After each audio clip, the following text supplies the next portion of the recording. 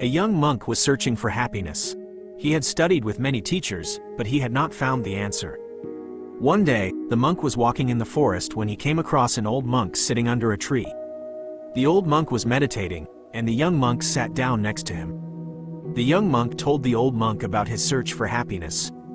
The old monk listened patiently, and then he said, "Happiness is not something you find. It is something you create." The young monk was confused. "How do I create happiness?" he asked. The old monk said, "You create happiness by living in the present moment.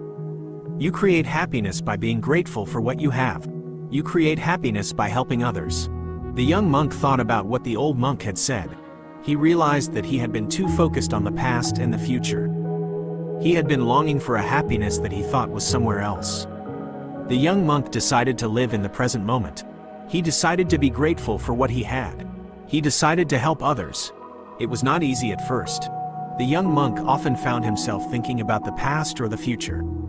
But he kept practicing, and slowly he began to create happiness. One day, the young monk was walking in the forest when he saw a beautiful flower. He stopped to admire the flower, and he felt a sense of peace and joy. He realized that he was happy. The monk smiled. He knew that he had finally found happiness. He was no longer looking for it. He was simply creating it. The moral of the story is that happiness is not something that happens to us. It is something that we create. We create happiness by living in the present moment, by being grateful for what we have, and by helping others.